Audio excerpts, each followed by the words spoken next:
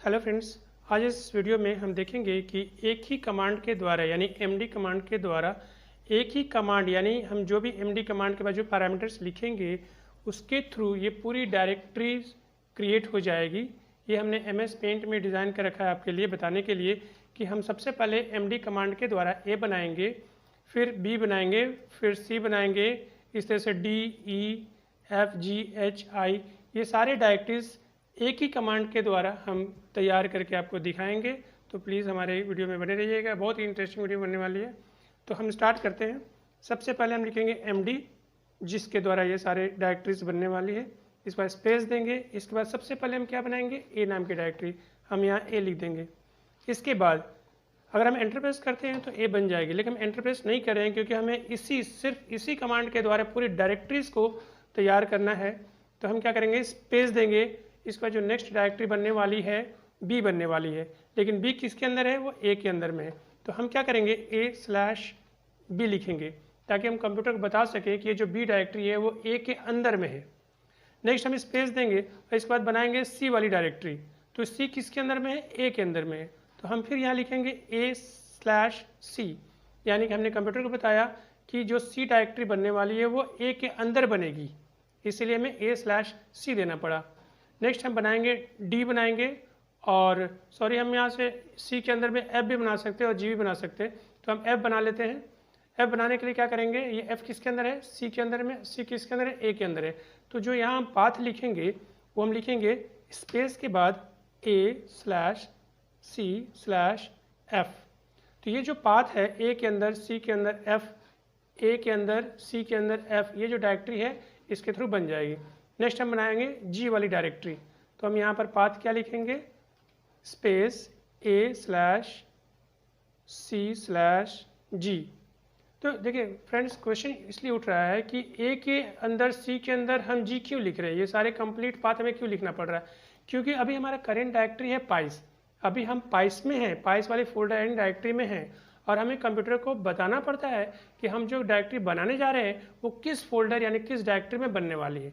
इसीलिए हमें पाथ देना पड़ रहा है। अगर हम पाथ नहीं देते और सिंगल नाम देते तो करंट डायरेक्टरी में घुस जाती, यानी पाइस में घुस जाती। इसलिए हमें कंप्लीट पाथ देना पड़ रहा, कंप्यूटर बताना पड़ रहा।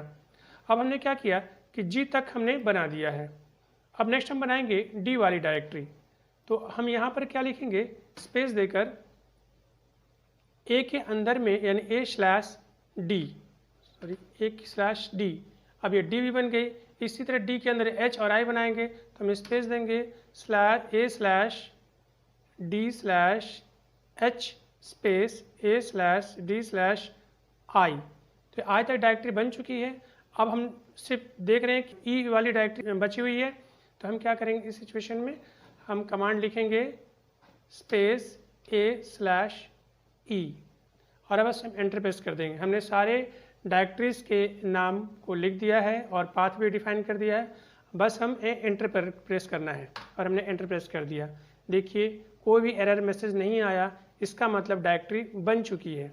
अब हम चेक करना चाहेंगे, तो अगर हम dir से चेक करते हैं तो dir कमांड क्या होता है कि करेंट डायरेक्टरी के अंदर में ही डिस्प्ले करता है जो भी होता है। लेकिन हम चाहते हैं कि सारे जितने भी डायरेक्टरीज और सब डायरेक्टरीज बने हैं एक विजुअल ट्री में दिखाई दे, उसके लिए हम dir कमांड का इस्तेमाल नहीं करेंगे, उसके लिए हम ट्री कमांड का इस्तेमाल करेंगे। और ट्री कमांड क्या करता है कि जो भी करेंट डायरेक्टरी में होता है, यानी जितने भी सब डायरेक्टरीज करेंट डायरेक्टरीज में होती है वो सारे को डिस्प्ले करेगी एज ए विजुअल ट्री। लेकिन हमारा जो डायरेक्टरीज है वो सब ए के अंदर में है। तो हम क्या करेंगे, स्पेस करके ए दे देंगे, यानी ट्री स्पेस ए लिखेंगे तो ए के अंदर में जितने भी डायरेक्टरीज है वो सब कुछ डिस्प्ले करेगा। तो हम अब एंटर प्रेस करते हैं, ये देखिए तो ए के अंदर में जितने भी सब डायरेक्टरीज बनी हुई यहाँ पर डिस्प्ले कर रही है। तो देखिए सबसे पहले ए था, यानी एम है, और ए के अंदर बी है और सी है, डी है और ई है। तो ए के अंदर में बी है, सी है, डी है और ई है। और सी के अंदर में क्या था, एफ और जी था। यहाँ पर देखिए सी के अंदर में एफ और जी है, यहाँ भी है एफ और जी। डी के अंदर में एच और आई है, यहाँ भी डी के अंदर में एच और आई है, और लास्ट में ई है।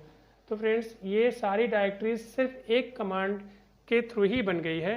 तो ये बिल्कुल एक नया ट्रिक्स है, तो हमारे ट्रिक्स को अप्लाई कीजिएगा और बहुत ही फास्टली आप फोल्डर्स यानी बना सकते हैं। अगर आप इसी को अगर आप विंडो के थ्रू देखना चाहेंगे तो देख सकते हैं, सी ड्राइव में जा कर के यूज़र, जैसे सी के अंदर में यूज़र है, यूज़र के अंदर पाइस है, तो हमें वहीं जाना होगा। यूज़र्स के अंदर में पाइस के अंदर में हम देखेंगे ए नाम की डायरेक्टरी है। देखिए ए नाम की डायरेक्टरी है, ए के अंदर में क्या क्या बनी है, बी बना है, सी बना है, डी बना है और ई बना है। ये 4 डायरेक्टरी बनी हुई है। ए के अंदर में बी है, हमें इसको थोड़ा एनलार्ज कर देते हैं। देखिए ए के अंदर में बी बना है, सी बना है, डी बना है और ई बना है। और देखिए सी के अंदर में एफ और जी फोल्डर बनी हुई है। तो यानी सी के अंदर में अगर हम इसको डबल क्लिक करके ओपन करते हैं तो देखिए यहाँ पर 2 फोल्डर बनी हुई है, एफ और जी। और अब देखेंगे क्या डी के अंदर में एच और आई बनी हुई है। हम इसको थोड़ा बैक चलते हैं और हम देखेंगे डी के अंदर में हमारे पास 2 फोल्डर बनी हुई है, एच और आई। यानी कि ये सारे डायरेक्टरीज जो अभी हमने क्रिएट किए या सारे फोल्डर्स जो हमने यहाँ पर क्रिएट किए हैं वो बस डॉस में एक ही कमांड के थ्रू क्रिएट हो गए हैं। तो ये बिल्कुल शॉर्टकट रास्ता है। तो हम इसको इस तरह के कमांड को इस्तेमाल करके हम अपने काम को और इजी तरीके से कर सकते हैं। Thank you.